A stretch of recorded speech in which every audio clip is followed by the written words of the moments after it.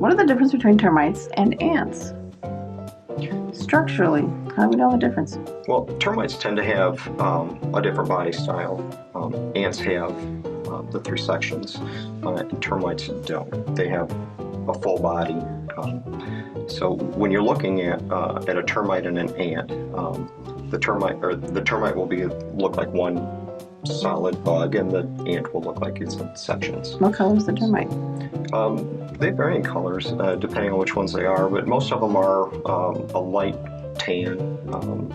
You'll find them, you can turn over a rock, you can turn over some landscape timbers, and you can find them in those places. You can find them around trees. I've seen trees that's just had large quantities, just chewing through it. And they can do quite a bit of damage pretty quickly. People, I think, we tend to think of termites being a southern warm area creatures, but not necessarily. What are the types of termites that we have up here in Michigan? We only have one. There's lots of kinds of termites in the world, but we only have one because it gets cold. So we have the subterranean termite. And they get about as far north naturally as St. John's, that kind of area, about halfway up the state. They are further now. Marquette has a nice population of termites downtown because they have a group of buildings that are all connected and stay warm all the time. But we are towards the upper end of where termites can survive. Our termites are subterranean termites. They live in the ground and they come up from the ground to feed on the house. And when they come up, they make tubes, and the tubes are made of sand. The tubes are about the size of a pencil. If you were to cut a pencil in half lengthwise and lay it on a wall, it would be about that size. And a tube that size is large enough for a line of termites to head up from the soil to the house to feed, and a line of termites to come down from the house carrying food down to the nest. I've seen these tubes be as wide as a foot or more wide, which is, it's got to be a 50 or 60 lane highway. Termites up and termites down, just really doing some work. The tubes themselves are made of sand, and the purpose for the tube is to be hidden. If they were obvious, you can imagine a bird or something would try to eat them. So the tube just keeps them hidden while they're doing their feeding. Yes. I think we've gone into a lot of homes and found termites, and really the customer doesn't know even what to look for. But this is such an interesting, bizarre creature to have this mud tube going up the wall, multiple mud tubes, circular mud tubes, as it finds its way up to the wood. Yeah, we do have customers comment that they had seen those tubes for years and just knocked them down and then figured it was some creature and didn't really care. So they had an infestation for years that they hadn't done anything about.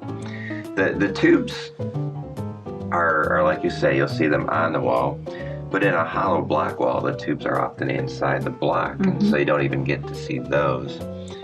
In stone foundations, they run up between the stones, so often we can't find them there. Sometimes the customer's first indication is seeing the flying termites, which are the reproductives. And those generally happen in the spring, but they can happen later in the fall. So that may be their first sign that they have termites, seeing flying termites. And then often it's that the floors begin to weaken. You'll notice as you walk across the floor, it has a bounce.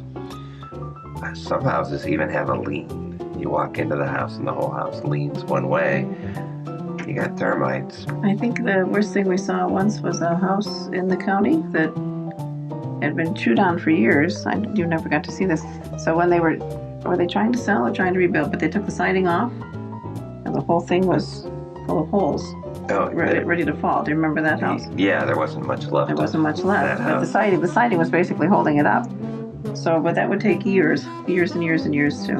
It would. Someone actually bought that house, which shocked me. You'd have to totally reconstruct in order to Right. keep it up. Yeah. But that was amazing to see the amount of damage that they were able to do over time. It is.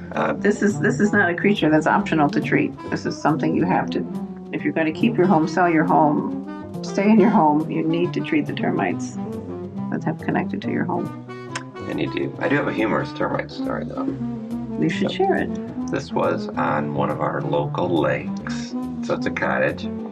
The guy locks the cottage up, goes home during the week, comes back on the weekend, walks in his kitchen to grab a beverage, and his refrigerator is gone. Oh, But there is a hole there where the refrigerator used to be. He looks down the hole, and the refrigerator is in the basement. And that was his first indication of termites, was Wow. a refrigerator falling through the floor. that's a good story. It is a good story. Yeah. But we actually get that a lot. Not the refrigerator falling through, but they'll start to lean. Mm-hmm. And that's the first indication. The stove, the refrigerator, whatever is now at an angle because the floor is giving way. The treatment of these, aside from treating directly around the house, sometimes we have to drill into the cement of the house to put the containment product in, but treatment sometimes is simply putting wood or something of this nature that they would eat out into the yard. Once we've contained the creatures at the house, we would put things into the yard that would simply be wood products that would draw the termite to eat that instead of going to the house. Well, there's a few different ways to treat, and there is short riding and long riding where you're going to go through the foundation or drilling through concrete, things like that. And then you have trenching, which is when you see the programs on TV, a lot of time that's how they do it, is they'll do a trench. Or you can inject the soils, which is what we tend to do because it's extremely effective.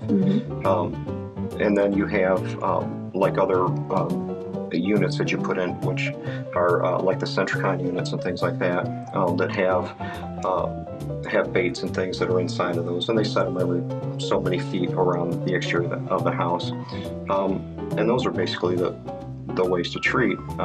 Each one has its advantages and disadvantages, but when you get into like the way we treat, for instance, when we inject all the way around the house, we create a barrier that's around the entire house, and there's no way that any subterranean termite can get to your house without going through what we apply. The other options that they have those spaces where if the termite doesn't sense that bait station is there, for instance, they can go right past it.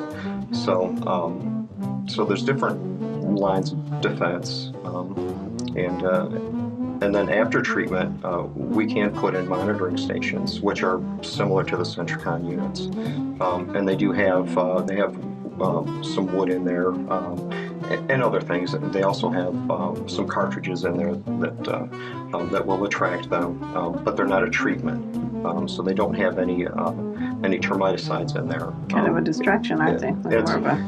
Yeah, it's just something. It's determined so that the way it's set up is we want them to go there before they go to the house. Eat here instead of here. Right. It allows us to know that they're approaching the house again. The house is protected by the barrier, but by putting a monitor outside of the barrier, you can tell if a new infestation of termite is nearing the house, so that you can be concerned again and perhaps find where those termites live and get rid of that group as well.